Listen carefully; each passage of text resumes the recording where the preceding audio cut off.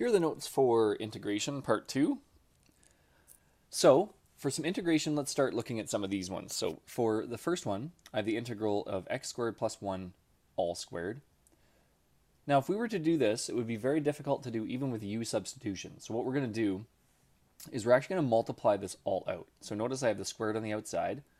So that would be like x squared plus 1 times x squared plus 1 dx. So I end up getting x to the fourth plus 2x squared plus 1. And remember that we can split every piece up.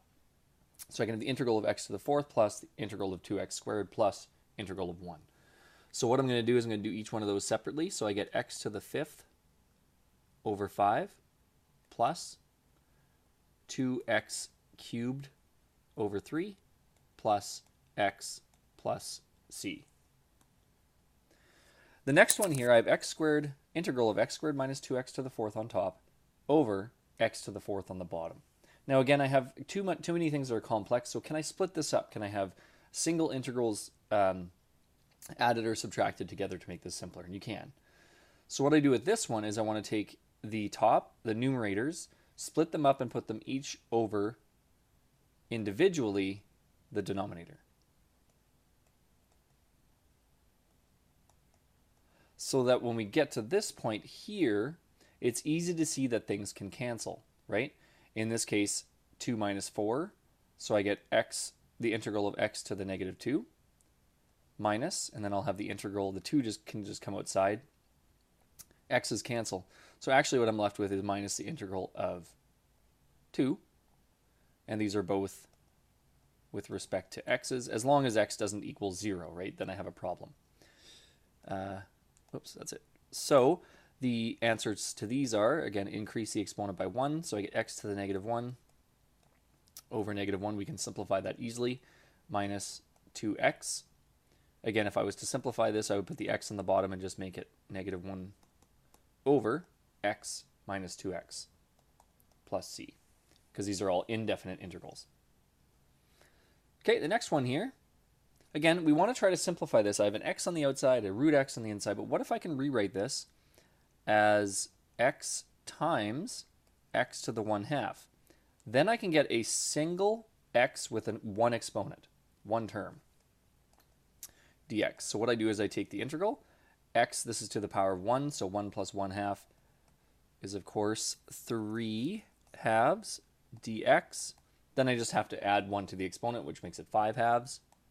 So I get x to the 5 halves over 5 halves. But if you're dividing by 5 halves, you can just put the 2 on the top and the 5 on the bottom. Okay, last one here. Integral of x times 1. And again, we're going to multiply this out to make it a lot easier. Sometimes you want to do that. Sometimes u substitution is the way to go, though. But when you can't, just multiply it out. So I get the integral of x, because x times 1 is x, plus, and then I get x over 2x to the power of 4 dx. My first one is just, we can do that one simply.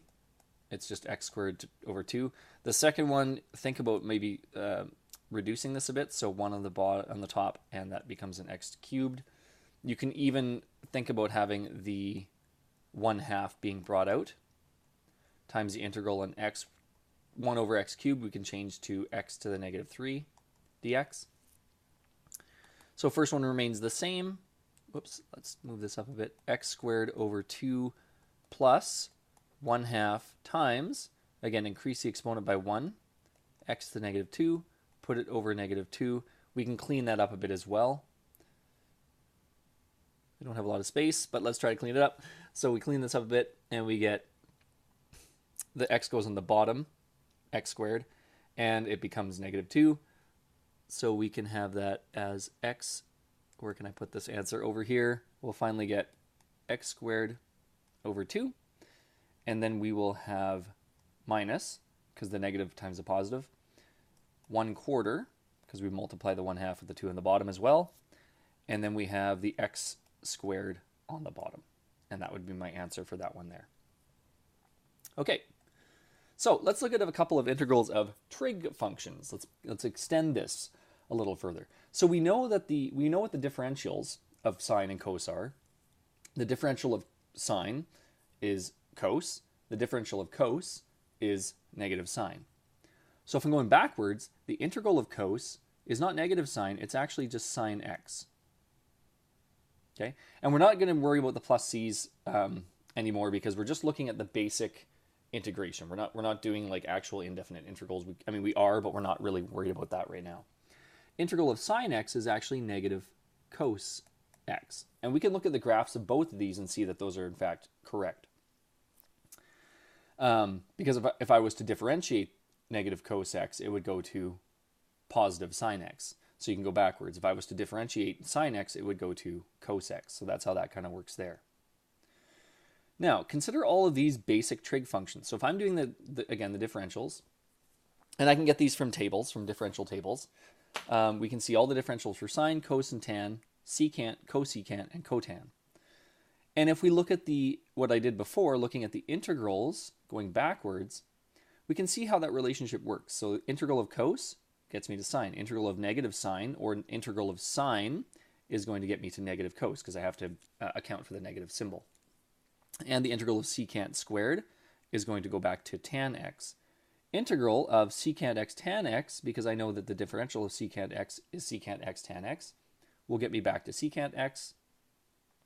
And the integral of cosecant cotan has that relationship, inverse relationship with the differential, and it will get me back to cosecant x. And similarly, cosecant squared x from up above gets me back to cot x. So let's look at a few examples of these. Nothing too crazy. Again, splitting them up and making them simpler, because we know that we can do the integral of this plus the integral of that. So it's makes it a lot easier.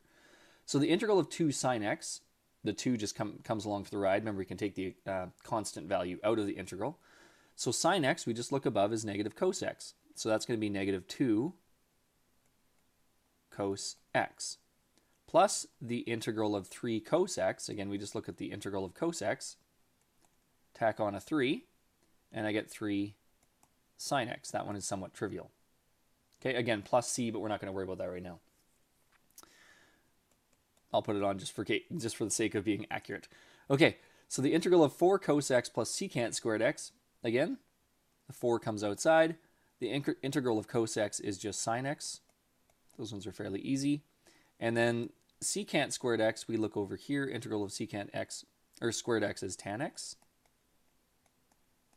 plus c. And lastly, the integral of 3 secant x tan x. Now this looks like you can't do it because you'd have to rearrange some stuff. And you could do it that way too. You could change tan x. I mean, you could do these all sorts of different ways. But you could rearrange tan x to sine x over cos x. And you could rearrange secant x to 1 over cos x and make it much more complicated. But you don't want to do that because we have the tables right above. So secant x tan x is right above here. We know the integral of that is secant x. Don't forget the 3. And then we have minus cosecant squared x. Integral of that is negative cot. So that's going to change it to a positive cot x. So just keep in mind these tables. Write them down, keep them handy for all the stuff you do. And hopefully that will help you work through this section as well. Thank you.